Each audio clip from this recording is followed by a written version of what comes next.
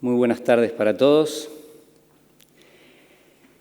Él es Ezequiel, tiene 24 años, tiene un cáncer de recto y ano avanzado, consulta por dolor mal controlado en las últimas semanas, hace varios días que no puede dormir y cuando llega al consultorio no se sienta, se queda parado porque tiene una gran úlcera perianal y una colostomía. Ezequiel tiene mucho olor, Ezequiel tiene las manos sucias desde hace varios días. Él es el menor de 7 hermanos, sus papás están separados, vive algunos días con su abuela, algunos días con su madre, algunos días con algún amigo, está como discriminado y no tiene una casa fija donde vivir. Ezequiel es bastante serio en sus modos. El único momento donde se afloja un poco en la consulta es cuando nos cuenta que es fanático de un cantante popular argentino de la década del 70 llamado Palito Ortega, pero eso dura unos minutos, él vuelve a ponerse serio. Ezequiel no terminó la escuela primaria, no tiene trabajo, tiene historia de adicciones. Ezequiel es serio y tiene esta mirada dolorida y desconfiada. ¿Cómo ayudar a alguien como Ezequiel? ¿Por dónde empezar a ayudar a alguien como él? Es un honor estar con ustedes en esta tarde para hablar en nombre de tanta gente en situación de pobreza y en el final de la vida. Algunos dicen que los cuidados paliativos son uno de los mejores secretos guardados en el ambiente de la salud y a veces parecería cierto esto entre los más pobres. Lo cierto es que la pobreza reduce el acceso a cuidados paliativos, que como ya sabemos es un bien muy escaso. El 76% de las personas que necesitan cuidados paliativos viven en países de bajos o medianos ingresos, donde el acceso a cuidados paliativos es muy limitado. Y de los 25.000 equipos identificados a nivel mundial, solo el 30% se encuentra en estos países. Entonces, trabajamos en sistemas concebidos para lo agudo, centrados en las especialidades, donde muchas veces nuestros pacientes, los pacientes paliativos, son evitados y poco visibles. Si además la persona es pobre, probablemente queden fuera del sistema de salud. En Argentina, como reacción a esta situación, hace 15 años impulsamos el movimiento Hospice Argentina para promover la creación de hospices a lo largo de todo el país con el objetivo de cuidar gratuitamente a personas con enfermedades avanzadas y en situación de pobreza. Fue una respuesta de la sociedad civil con profesionales de cuidados paliativos, pero con fuerte protagonismo de voluntarios para involucrarse y de alguna manera introducir esta modalidad en Latinoamérica. Paradójicamente, la puerta de entrada para los hospices en Argentina fueron los más pobres.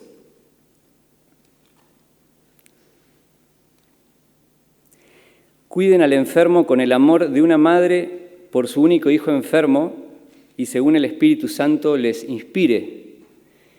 Esta frase tan inspiradora de este santazo italiano a mediados del siglo XVI, San Camilo, realmente ha sido para nosotros un fuerte llamado profesional y vocacional para cuidar paliativamente a los más pobres, para meternos de lleno en esas calles de tierra donde vive esta gente, de lleno en las vidas de cientos de personas que de otra manera morirían sufriendo.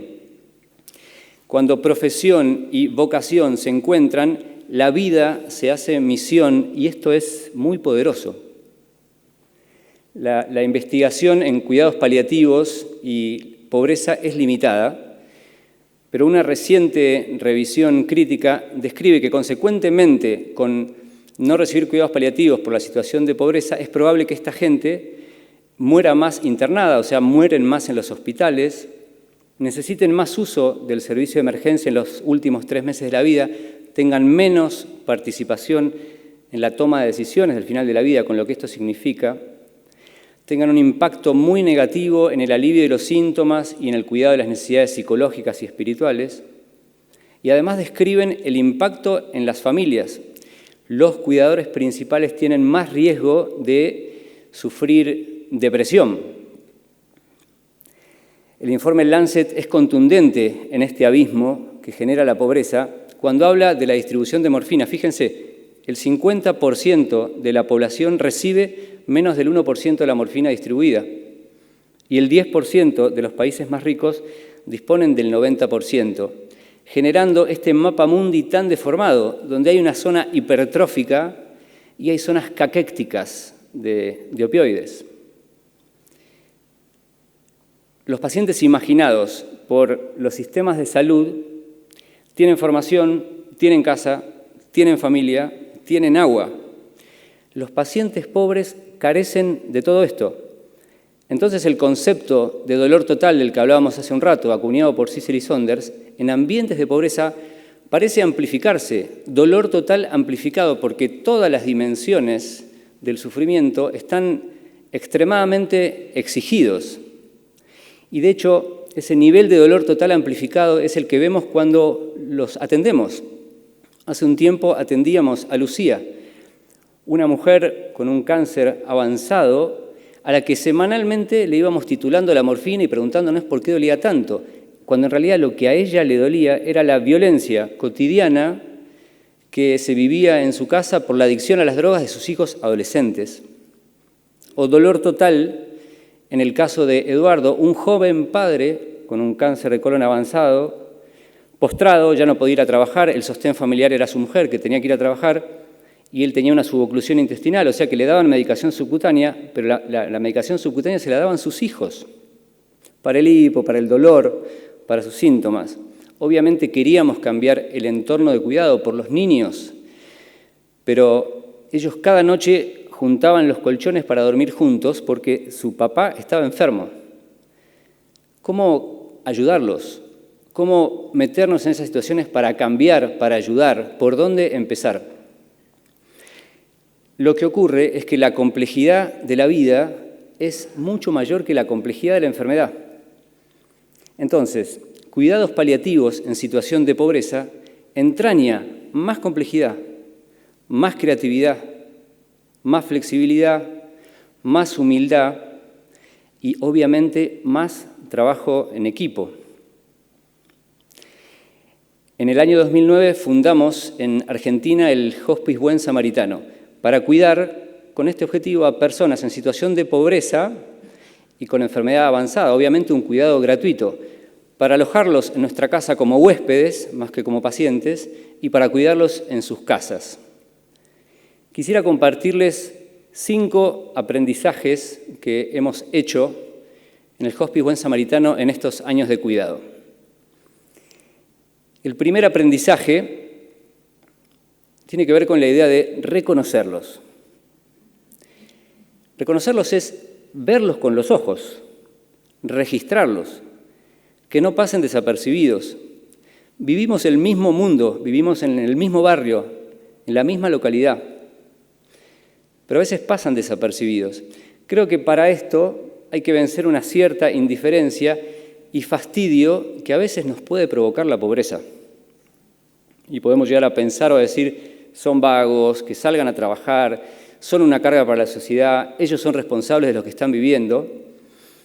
Bueno, sin emitir un juicio de valor al respecto, creo que tenemos que hacernos responsables como equipos y líderes de cuidados paliativos porque tenemos una gran vacuna que es eficiente y que es barata, que son los cuidados paliativos, que diametralmente cambian la experiencia de tanto sufrimiento de esta gente.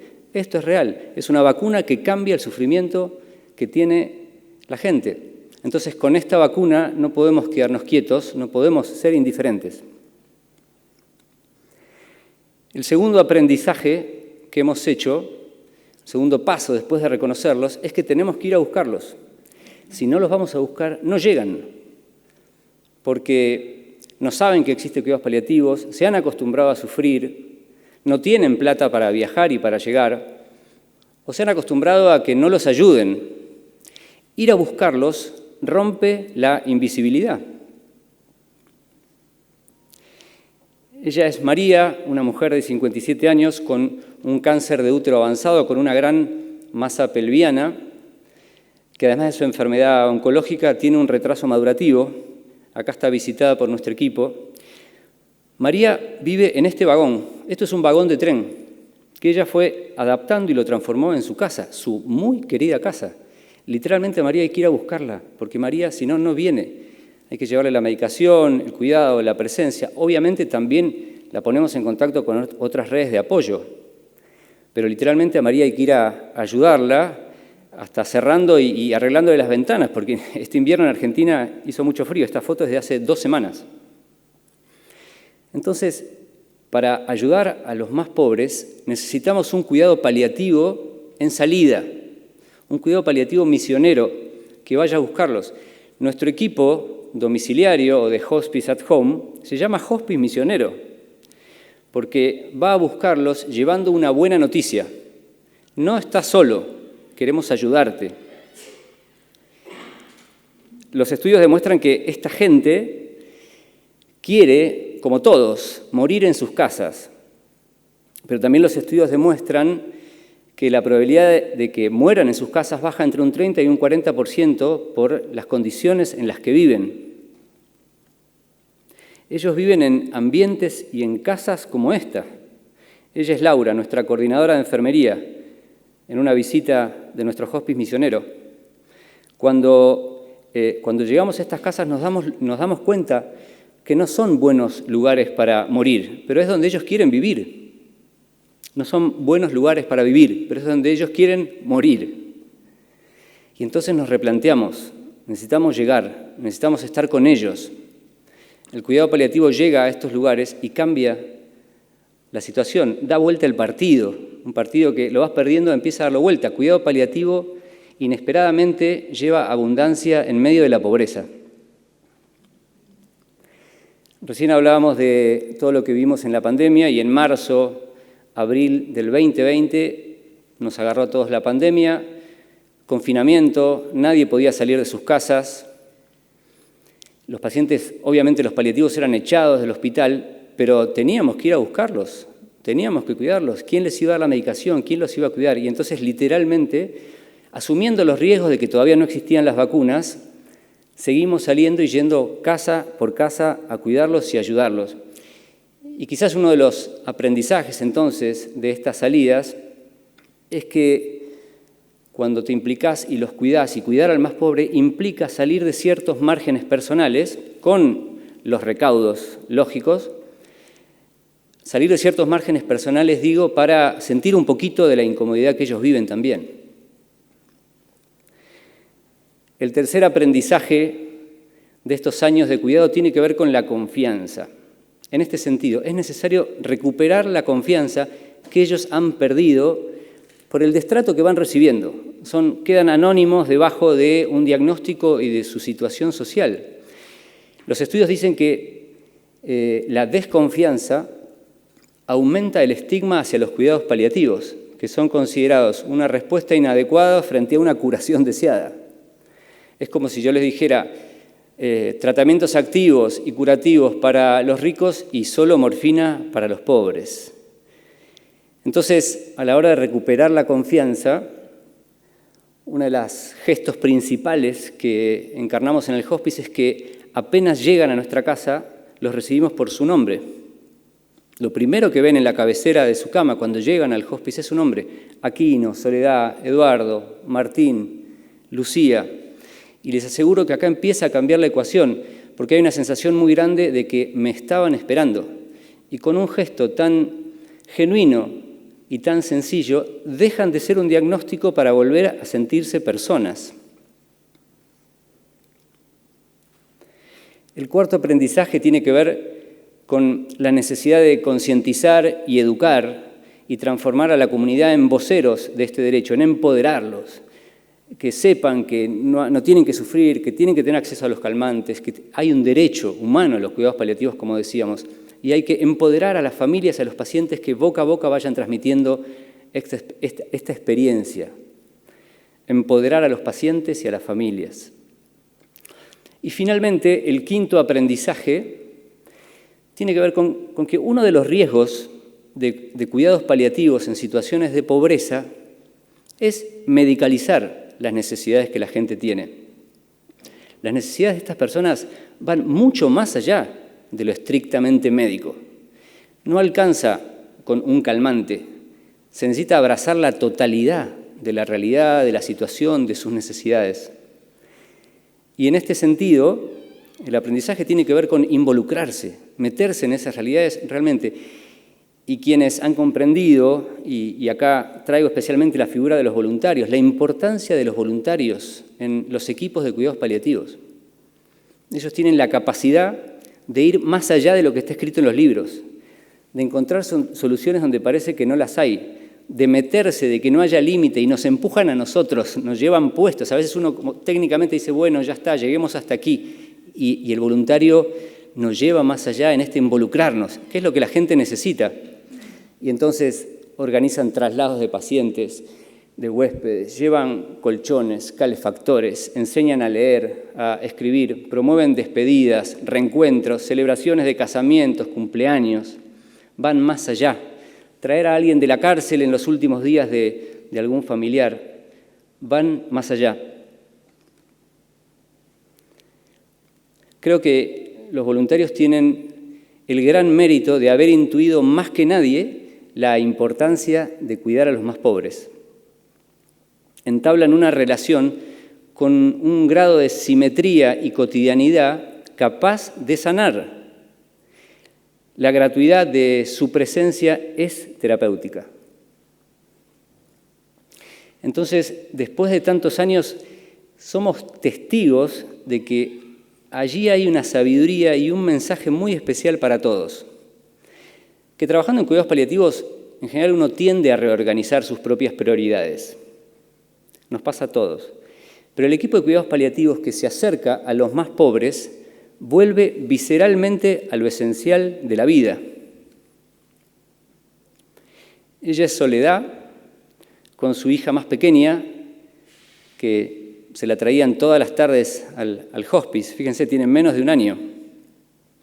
La pobreza material que ellos viven y cómo asumen esa situación nos confronta muchas veces con nuestras pobrezas más profundas.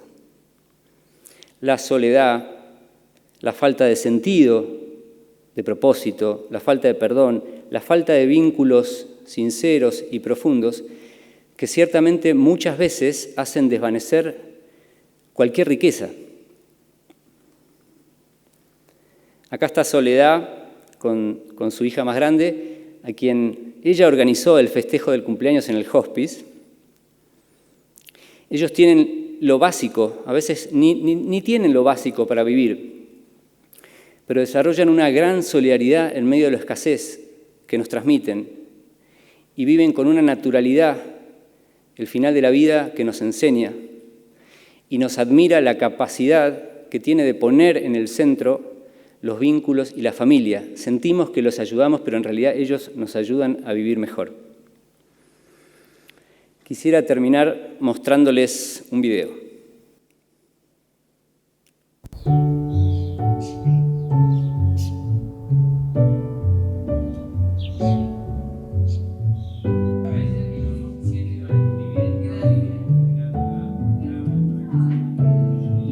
No, para mí conocer el hospice es muy lindo, me gustó mucho y como te dije, es una segunda familia que tengo. Acá tengo el amor que necesito, el cariño que no tenía en mi casa, porque en mi casa siempre hubo peleas o nunca nadie me escuchó. Y acá sí hay gente que me escucha, me da consejos para salir adelante y eso está muy bueno, me alegra mucho. Más que nada es eso, ayudarnos a salir de ese pozo que decimos, ¿por qué me tocó esto? ¿Por qué tengo esta enfermedad? Y acá ustedes nos dan la ayuda para salir adelante, decir no nos sentimos tan tristes, que no nos sentamos asustados, nos dan esa fuerza para salir adelante.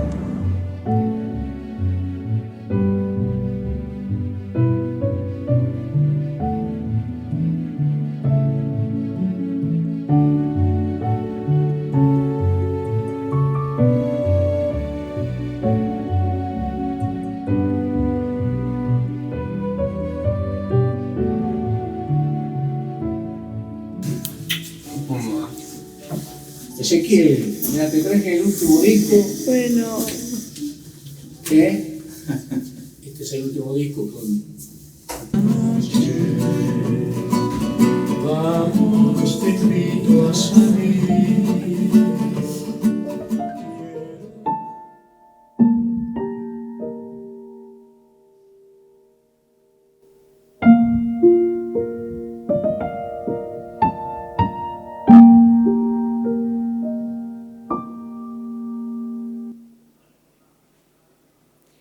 Muchas gracias.